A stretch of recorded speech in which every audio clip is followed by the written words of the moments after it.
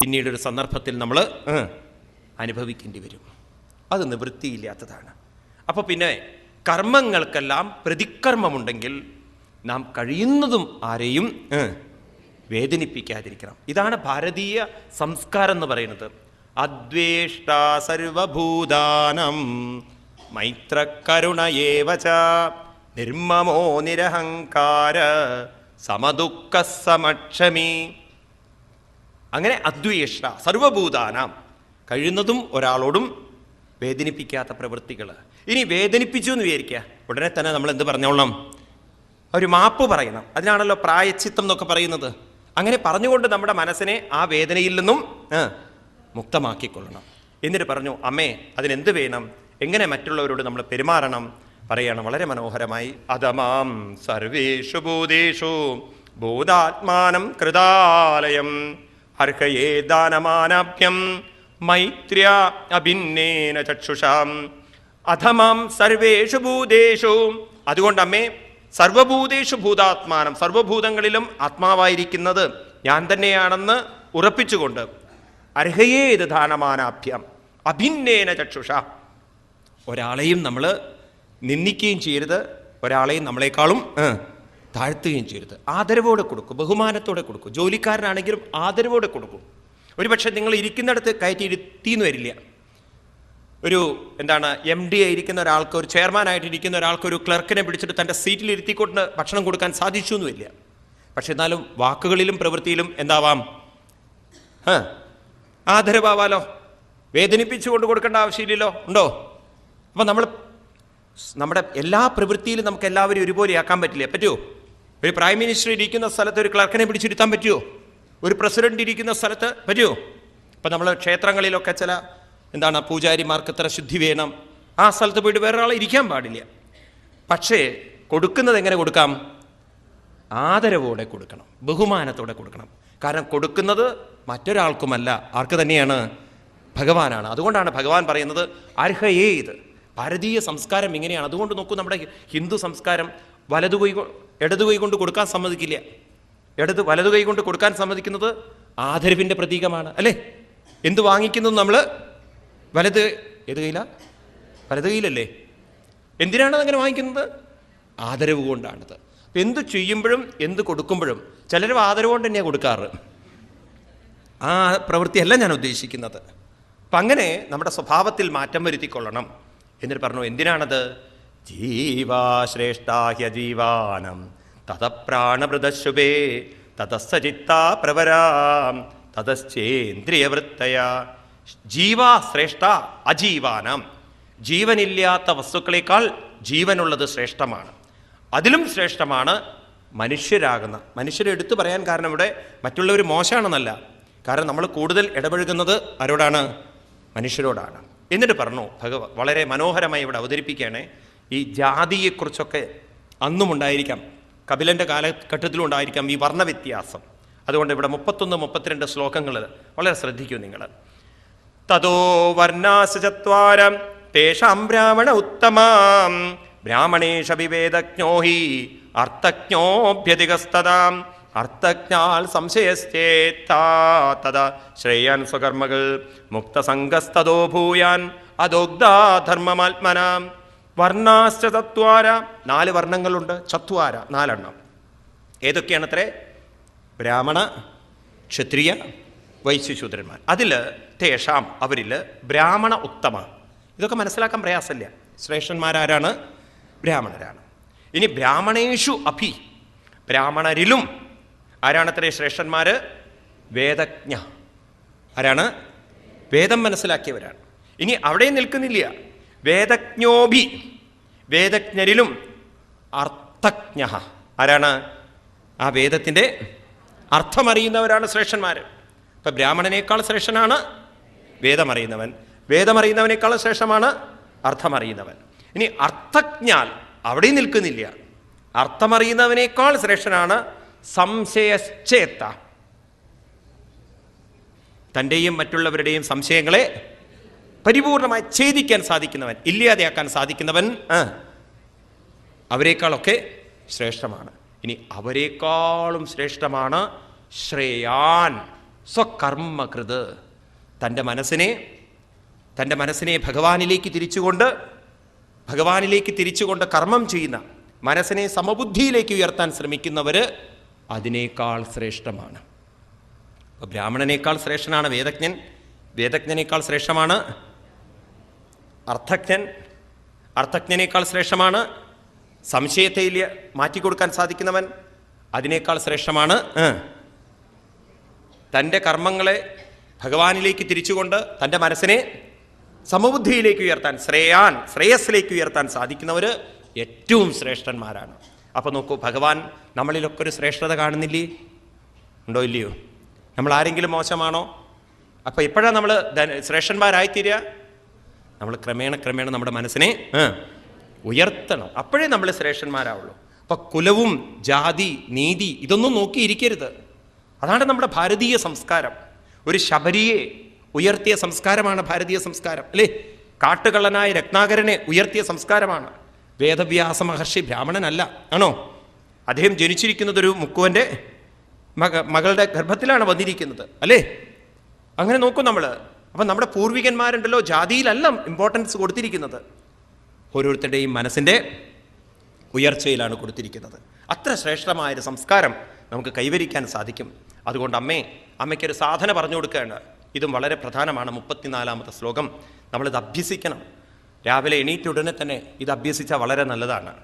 മനസ്സെയ്താനി ഭൂതാനി പ്രണമേൽ ബഹുമാനയൻ ഈശ്വരോ ജീവകലയാ പ്രവിഷ്ടോ ഭഗവാനിധി. അമ്മേ, മനസാ ഏതാനി ഭൂതാനി പ്രണമേൽ ബഹുമാനയൻ. രാവിലെ എണീറ്റ ഉടനെ തന്നെ ആരോടൊക്കെ ഞാൻ ഇന്ന് സമ്പർക്കത്തിൽ ഇടപഴകുന്നുണ്ടോ, ആരോടൊക്കെ എനിക്കിന്ന് ഇടപഴകേണ്ടതുണ്ടോ, അവരൊക്കെ ഞാൻ ആദരവോടെ, ബഹുമാനത്തോടെ, വിനയത്തോടെ ഇടപഴകാൻ എനിക്ക് സാധിക്കണമേ. ആരെയും മനസ്സുകൊണ്ടോ വാക്കുകൊണ്ടോ വേദനിപ്പിക്കാൻ എനിക്ക് തോന്നരുതേ. ഭഗവാനെ, ആര് പറഞ്ഞാലും അതൊക്കെ അവിടുത്തെ, ആരെന്നെ വേദനിപ്പിച്ചാലും അതൊക്കെ അവിടുത്തെ നിശ്ചയമായി ഭഗവത് പ്രസാദമായി സ്വീകരിക്കാൻ എനിക്ക് സാധിക്കണമേ എന്നൊക്കെ പറഞ്ഞുകൊണ്ട് ഈശ്വരോ ജീവകലയാ പ്രവിഷ്ടോ ഭഗവാൻ നിധി. ഭഗവാൻ ജീവകലയാ പ്രവിഷ്ടോ, വിഗ്രഹത്തിലല്ല പ്രവേശിച്ചിരിക്കുന്നത്. ഭഗവാൻ എവിടെയാണ് പ്രവേശിച്ചിരിക്കുന്നത്? ഓരോ ജീവനിലും ഭഗവാൻ തന്നെയാണ് പ്രവേശിച്ചിരിക്കുന്നത്. അതുകൊണ്ട് നമ്മൾ മറ്റുള്ളവരോട് ഇടപഴകുന്ന സമയത്ത് കഴിയുന്നതും ആരെയും വേദനിപ്പിക്കരുത്. ആ മനസ്സുകൊണ്ട് നമ്മൾ ദൃഢമാക്കി ഉറപ്പിച്ച് വയ്ക്കുക. ആരൊക്കെ എന്നെ വേദനിപ്പിച്ചാലും അപ്പം പറഞ്ഞേക്കുക, പൂർവ്വ ജന്മങ്ങളിൽ ചെയ്ത കർമ്മങ്ങളുടെ ഫലം എനിക്ക് തിരിച്ചു വരികയാണ്, എന്നിൽ നിന്ന് എൻ്റെ പാപങ്ങളൊക്കെ അകന്നകന്ന് പോവുകയാണ് എന്ന് പറഞ്ഞുകൊണ്ട് മനസ്സിനെ ഒരു പരിശുദ്ധീകരണം. അപ്പം നമ്മളൊക്കെ ചോദിക്കുന്നൊരു ചോദ്യമുണ്ട്, നമ്മളിങ്ങനെ മിണ്ടാതിരുന്ന മഫുകളായി പോവില്ലേ? ഇങ്ങോട്ട് പറഞ്ഞാൽ രണ്ടെണ്ണം അങ്ങോട്ട് പറയണ്ടേ? അങ്ങനെ നമ്മൾ പറഞ്ഞിട്ടാണ് ഈ കുഴപ്പത്തിലാക്കിയിരിക്കുന്നത്. അപ്പോൾ ഒരാൾ ഇങ്ങോട്ടൊന്ന് പറഞ്ഞാൽ മറ്റൊരാൾ അങ്ങോട്ടും പറഞ്ഞു കഴിഞ്ഞാൽ യുദ്ധം കൊണ്ട് യുദ്ധത്തെ തടയാൻ പറ്റില്ല. പറ്റുമോ? യുദ്ധം കൂടുകയുള്ളൂ. ഒരു വികാരത്തിന് മറ്റൊരു വികാരം പറഞ്ഞതുകൊണ്ട് കാര്യമില്ല, അത് കൂടുകയുള്ളൂ. അപ്പോൾ നമ്മുടെ മനസ്സിനെ ആരെന്തു പറഞ്ഞാലും മനസ്സിനെ നമ്മൾ എന്ത് ചെയ്യണം? മനസ്സിനെ സമബുദ്ധിയിൽ കുറേയൊക്കെ പിടിച്ചു നിർത്താൻ ശ്രമിക്കുക. അല്ലെങ്കിലുണ്ടല്ലോ നമ്മൾ ഇതിനൊക്കെ അർത്ഥം കൊടുക്കുമ്പോഴേ പ്രശ്നങ്ങളുള്ളൂ. അർത്ഥം കൊടുത്തിട്ടില്ലെങ്കിൽ പ്രശ്നമില്ല. ഇതൊക്കെ നമ്മളാണെന്ന് വെക്കുമ്പോഴാണ് നമുക്ക് പ്രശ്നമുള്ളത്, അല്ലേ? അല്ലെങ്കിൽ നമുക്ക് ദുഃഖമില്ല. അതുകൊണ്ട് ഇപ്രകാരം അമ്മയെ അഭ്യസിക്കുമെന്ന് ഇപ്രകാരം പറഞ്ഞപ്പോൾ അപ്പോൾ അമ്മ മനസ്സിൽ ചോദിക്കുകയാണ്, ഉണ്ണി, ഇങ്ങനെ നമ്മൾ മനസ്സിൽ അമ്മയുടെ ഉള്ളിൽ ചോദ്യം വന്നാണ്, ഈ രീതിയിലൊക്കെ നമ്മൾ ഉയർന്നിട്ടില്ലെങ്കിൽ എന്തായിരിക്കും ആ വ്യക്തിയുടെ ഗതി? അപ്പം അത് അമ്മയ്ക്ക് പറഞ്ഞു കൊടുക്കുകയാണ് 30-ാമത്തെ അധ്യായത്തിൽ. തസ്യ ജനോ നൂനം നായം വേദോരു വിക്രമം കാല്യമാനോഭിബലിന വായോരിവ ഘനാവലി. അമ്മേ, തസ്യ അപ്രകാരമുള്ള ഈ ശക്തിയുള്ളൊരു സാധനം, എപ്രകാരമുള്ള നമ്മുടെ ജീവിതത്തെ, നമ്മുടെ ഗതിയെ മാറ്റിമറയ്ക്കാൻ സാധിക്കുന്ന ഒരു സാധനം നമ്മുടെ കൂടെയുണ്ട്. വായോരിവ ഘനാവലി. നല്ല ഉദാഹരണമാണ്. ഘനം എന്ന് പറഞ്ഞാൽ കാർമേഘം. കാർമേഘത്തെ ശക്തിയിൽ കൊണ്ടുപോകുന്ന വായുവിനെ പോലെ നമ്മുടെ ജീവിതത്തിൻ്റെ ഗതി മാറ്റിമറയ്ക്കാൻ സാധിക്കുന്ന ആരുണ്ട്? കാലമാകുന്നൊരു ശക്തി നമ്മുടെ കൂടെയുണ്ട്. ആ കാലമാകുന്ന ശക്തി നമ്മളെ കൊണ്ടുപോകുന്നുണ്ട്. യം യം അർത്ഥമുപാദത്തെ ദുഃഖേന സുഖഹേതവേ തം തം ദുനോതി ഭഗവാൻ പുമാൻ ശോചതി യൽ കൃതേ. യം യം ആരാണോ വസ്തുക്കളെ ആർജിച്ച് ഇതൊക്കെ സുഖം തരും എന്ന് പറഞ്ഞ് കഷ്ടപ്പെട്ട് പലതും നേടിയിട്ട് ഇതൊക്കെ സുഖം തരും എന്ന് പറഞ്ഞ് കാലം അതിനെ എന്ത് ചെയ്യുന്നു? തം തം ദുനോതി ഭഗവാൻ, കാലമാകുന്ന ഭഗവാൻ അതിനെയൊക്കെ തകർത്ത് തരിപ്പണമാക്കി. ശോചതി യത്കൃതേ, നമ്മളെങ്ങോട്ട് നയിക്കുന്നു? ഒരു വശത്ത് സുഖം കിട്ടുമെന്ന് കരുതി നമ്മൾ കെട്ടിപ്പടുക്കുന്ന സാമ്രാജ്യത്തെ തകർക്കാൻ കാലമാകുന്ന ശക്തിക്ക് സാധിക്കുന്നു പറയുന്നത്. ഇന്ന് നമ്മൾ കാണുന്നുണ്ടല്ലോ, റിസഷനായിട്ടും പലതുമായിട്ട് കാണുന്നുണ്ടല്ലോ ഇല്ലേ? ഓരോ രാജ്യങ്ങളിലേക്ക് നമ്മൾ പോകുമ്പോഴാണ് നമ്മൾ മനസ്സിലാവുന്ന അവരുടെ പ്രശ്നങ്ങളൊക്കെ. അപ്പോൾ ഓരോന്ന് സമ്മതിച്ച് നമ്മൾ മനസ്സിനെ അനുവദിച്ചു കൊടുക്കുമ്പോൾ നാളെ അത് നമുക്കെല്ലാം തിരിച്ചടിയായിട്ട് നമ്മുടെ കൂടെ വരും. അതുകൊണ്ട് യതദ്രുവസ്യ ദേഹസ്യ സാനുബന്ധസ്യ ദുർമതി ധ്രുവാണി മന്യതേ മോഹൽ ഗൃഹക്ഷേത്ര വസൂനിച.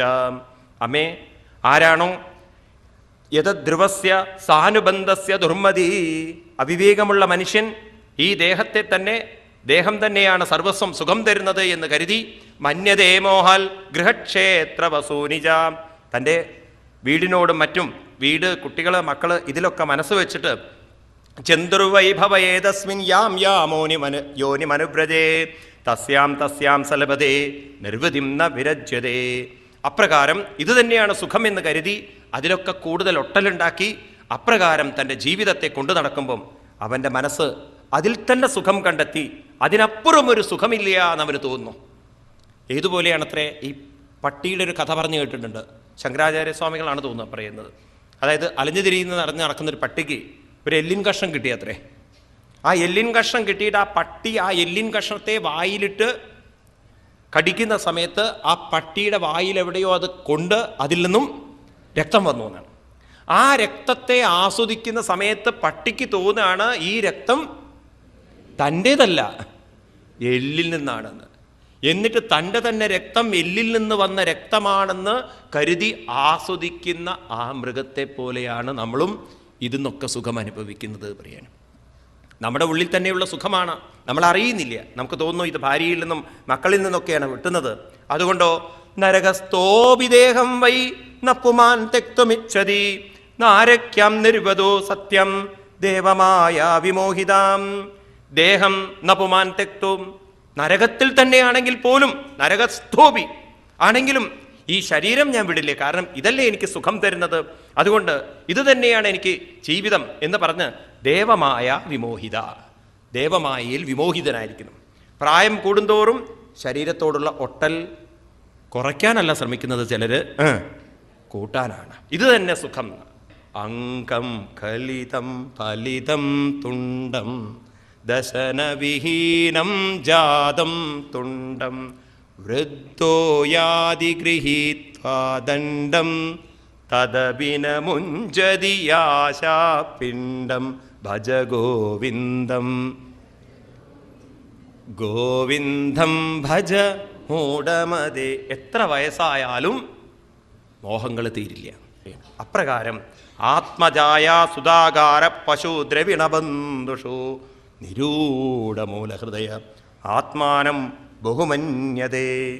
ആത്മ, ഈ ശരീരം, ഭാര്യ, മക്കള്, കുട്ടി, പശു, ഇന്ന് പശുവില്ല, ഇന്ന് ഫ്രിഡ്ജ്, മിക്സി, ഇതിനോടൊക്കെയുള്ള ബന്ധം നിരൂഢമൂലഹൃദയം, വളരെ അവർ ഡിസ്റ്റേബ്ഡാണ്. അതുകൊണ്ടുണ്ടല്ലോ പ്രായമുള്ളവരൊക്കെ ശ്രദ്ധിക്കൂ. ഭാഗവതം ഇങ്ങനെ തുറന്ന് പറയുമ്പോണ്ടല്ലോ നമ്മൾ പ്രായം കൂടുന്തോറും ഇതിനെക്കുറിച്ചുള്ള ചിന്തകളൊക്കെ കുറയ്ക്കണം. ഇനിയിപ്പോൾ അത് നിലനിർത്താൻ സാധ്യമല്ല. ഈ ശരീരം തന്നെ പൊളിഞ്ഞു വീഴാൻ പോകുന്ന സമയത്ത് ബാക്കിയുള്ളത് എങ്ങനെ നമുക്ക് നിലനിർത്താൻ സാധിക്കും? അതുകൊണ്ട് അത്തരത്തിലുള്ള ചിന്തകളിൽ നിന്നും മനസ്സിനെ കുറച്ച് കൊണ്ടുവരണം. മനസ്സിനെ നമ്മൾ കൂടുതൽ ആത്മീയ ചിന്തയിലേക്ക് കൊണ്ടുവരണം. നമ്മൾ ചെയ്തിട്ടില്ലെങ്കിലോ ശരീരം നമ്മളെ വഞ്ചിക്കും. എന്താ ശരീരം വഞ്ചിക്കുക എന്ന് പറഞ്ഞാൽ? ശരീരം എവിടെ നിന്ന് വന്നോ അതിലേക്ക് ശരീരം തിരിച്ചു പോകും. ശരീരം തിരിച്ചു പോകുന്നതിന് മുമ്പ് മനസ്സെവിടെ നിന്ന് വന്നോ അതിലേക്ക് നമ്മൾ പോയിട്ടില്ലെങ്കിൽ ഈ മനസ്സ് നമ്മളെ വീണ്ടും പുനരഭിജനനം പുനരഭിമരണം പുനരഭിജനനീ ജഡരേ ശയനം. നമ്മുടെ കൂടെ കാലമെന്ന് പറയുന്ന ശക്തി നമ്മളെങ്ങനെ കൊണ്ടുപോകാൻ നിൽക്കുകയാണ്. അതുകൊണ്ട് ശരീരം യഥവാപ്നോതി യച്ഛാപ്യുക്രാമതീശ്വര ഗൃഹീത്വൈതാനി സംയാതി വായുർഗന്ധാനിവാശയാൽ. വളരെ മനോഹരമായി ഗീതയിലെ 15-ാം അധ്യായത്തിൽ ഭഗവാൻ പറയുന്നു, നോക്കുക, നിങ്ങളെ ചുറ്റുപാടിലേക്ക് നോക്കൂ. വായുവിൻ്റെ ശക്തി കൊണ്ട് പൂവിൻ്റെ ഗന്ധം പോകുന്നത് പോലെ കാലമാകുന്ന ശക്തി ഈ ശരീരത്തെയും കൊണ്ടുപോകാൻ തയ്യാറായി നിൽക്കുകയാണ്. അതുകൊണ്ട് കാലം ഇതിനെ തട്ടിമാറ്റുന്നതിന് മുമ്പ് ഈ മനസ്സിനെ നമ്മൾ കാലാതീതനായിരിക്കുന്ന ഭഗവാനിലേക്ക് ഉയർത്തിക്കൊള്ളണം. അതുകൊണ്ട് എന്ത് വേണം? ഗൃഹേഷു കൂടധർമ്മേഷു ദുഃഖതന്ത്രേഷദന്ദ്രിത കുർവൻ ദുഃഖപ്രതീകാരം സുഖവൻ മന്യതേ ഗൃഹി. ഗൃഹേഷു കൂഢധർമ്മേഷു ദുഃഖതന്ത്രേഷു അതന്ത്രിത. ഒന്ന് വിട്ടാൽ മറ്റൊരു ദുഃഖം. ദുഃഖതന്ത്രേഷു, ദുഃഖത്തിൻ്റെ ആവർത്തനമുള്ള ഗൃഹത്തെ അതിൽ തന്നെ ഉറപ്പിച്ചുകൊണ്ട്, ദുഃഖപ്രതീകാരം, ദുഃഖത്തിന് പ്രതിവിധികൾ ചെയ്തുകൊണ്ട്, ജ്യോത്സ്യന്മാരെടുത്തും അമ്പലത്തിൽ വഴിപാട് ചെയ്തിട്ടും ഒരു ദുഃഖത്തിന് ഒരു വഴിപാട് ഇവിടെ, വേറെ ദുഃഖത്തിന് അവിടെ ഒരു വഴിപാട്, ഇപ്രകാരമൊക്കെ ചെയ്തുകൊണ്ട് സുഖവൻ മന്യതേ ഗൃഹി, ഇവൻ ഈ വീട് തന്നെ സുഖമെന്ന് കരുതി അവിടെ ജീവിക്കണമെന്ന്. ആ തോന്നലുണ്ടല്ലോ, ഭയങ്കരമാണത്. ഇതൊക്കെ നമ്മളെ കളിയാക്കുകയാണ്. അപ്പോൾ ശ്രദ്ധിക്കണ്ടോ നിങ്ങൾ പറയുന്നത്? നാം എവിടുന്ന് സുഖം കിട്ടുന്നു വരുന്നോ അതൊക്കെ നമുക്ക് ദുഃഖം തരും. ദുഃഖമില്ലാത്തവർ ലോകത്തിൽ ആരുമില്ല. എല്ലാവർക്കും എല്ലാവരുടേതുമായ ദുഃഖമുണ്ട്. നിങ്ങൾ വിചാരിക്കേണ്ട നിങ്ങളുടെ ദുഃഖം സ്പെഷ്യൽ ദുഃഖമാണ്. അല്ല സ്വാമി, എൻ്റെത് സ്പെഷ്യലാണ്. അങ്ങനെ സ്പെഷ്യൽ ദുഃഖമൊന്നും ആർക്കും തന്നിട്ടില്ല. എല്ലാവർക്കും ഏറെക്കുറെ സമാനമായിട്ടുള്ള ദുഃഖങ്ങളും വിഷമങ്ങളും ഒക്കെ ഉണ്ട്. ഒരാൾക്ക് ഭർത്താവ് നോക്കുന്നില്ല എന്നുണ്ടെങ്കിൽ വേറെ ആൾക്ക് ഭാര്യ നോക്കുന്നില്ല എന്നാണ്. ഒരാൾക്ക് ഭാര്യ നോക്കുന്നുണ്ട് എന്നുണ്ടെങ്കിൽ മറ്റൊരാൾക്ക് ഭർത്താവ് നോക്കുന്നുണ്ട് എന്നാണ്. ഇങ്ങനെ മക്കൾ നോക്കുന്നുണ്ട്, മക്കൾ നോക്കുന്നില്ല. എവിടെ നോക്കിയാലും ദുഃഖങ്ങൾ, എവിടെ നോക്കിയാലും വിഷമങ്ങൾ ഇല്ലേ? എല്ലാവരെ സംബന്ധിച്ചും ചില ദുഃഖങ്ങളില്ലേ? കുറെ കഴിഞ്ഞാൽ പ്രായം വന്നാൽ ശരീരം ദുഃഖം തരില്ലേ? അതുകൊണ്ട് ഇതൊക്കെ ദുഃഖം തരുന്നതാണെന്ന് മനസ്സിലാക്കിക്കൊണ്ട് വിവേകത്തോടുകൂടി നമ്മൾ മനസ്സിനെ ഉയർത്തണം. ഇതിൽ മനസ്സ് വെച്ച് ജീവിക്കാൻ തുടങ്ങിക്കഴിഞ്ഞാൽ ഇതിനൊന്നും ഒരു വഴിയില്ല. കുടുംബഭരണ കൽപ്പോ മന്ദഭാഗ്യോ വൃതോദ്യമ ശ്രിയാവിഹീന കൃപണോ ധ്യായൻ ശ്വസതി മൂഢതി. തൻ്റെ ജീവിതത്തിൽ ഭാഗ്യക്കേട് തന്നെ ഓർത്തുകൊണ്ട്, ജീവിതത്തിൽ കുടുംബകാര്യങ്ങൾ മാത്രം ശ്രദ്ധ വെച്ചുകൊണ്ട് ശ്രിയാവിഹീന, ഐശ്വര്യങ്ങളില്ലാതെ ജീവിക്കുന്നവൻ മൂഢതി, വിവേകിയാണവൻ. അതുകൊണ്ട്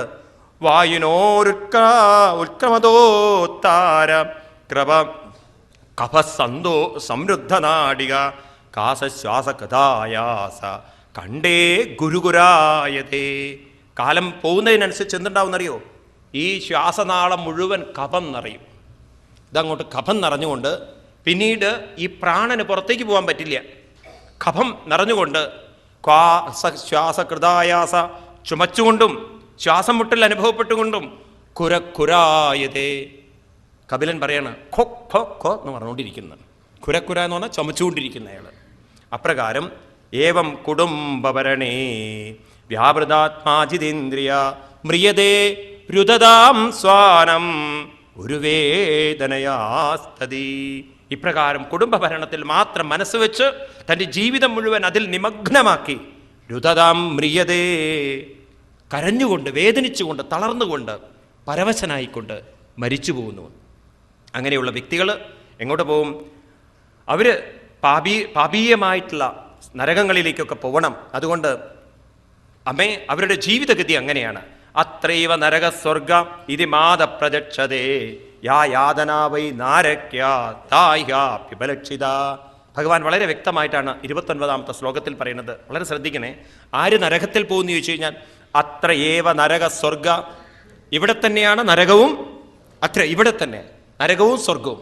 നിങ്ങളുടെ ജീവിതം ഇവിടെ തന്നെ നിങ്ങൾ നരകത്തിലാക്കിയാൽ നിങ്ങളുടെ പോക്കും നരകത്തിലേക്ക് തന്നെയാണ്. നിങ്ങൾ ഇവിടെ തന്നെ സ്വർഗമാക്കിയാലോ നിങ്ങളുടെ ജീവിതം സ്വർഗത്തിലേക്കാണ്. ഈ നിമിഷം നിങ്ങൾ എങ്ങനെയാണോ അടുത്ത നിമിഷം നിങ്ങൾ അങ്ങനെയായിരിക്കാം. ഈ നിമിഷം നിങ്ങൾക്ക് ദുഃഖമുണ്ടോ അടുത്ത നിമിഷം നിങ്ങൾക്ക് ദുഃഖിക്കാം. ഈ നിമിഷം നിങ്ങൾ ദുഃഖം വന്നാലും വിചാരിക്കുകയാണ് ദുഃഖത്തിൽ ഞാൻ തളരില്ല, പതറില്ല, ഭഗവത് പ്രസാദമായി എൻ്റെ കർമ്മഫലം ആയിട്ട് ഞാനതിനെ സ്വീകരിക്കുമെന്ന് നിശ്ചയിച്ചാൽ അടുത്ത നിമിഷവും നിങ്ങളുടെ ദുഃഖത്തെ നിങ്ങൾക്ക് അങ്ങനെ സ്വീകരിക്കാൻ സാധിക്കും.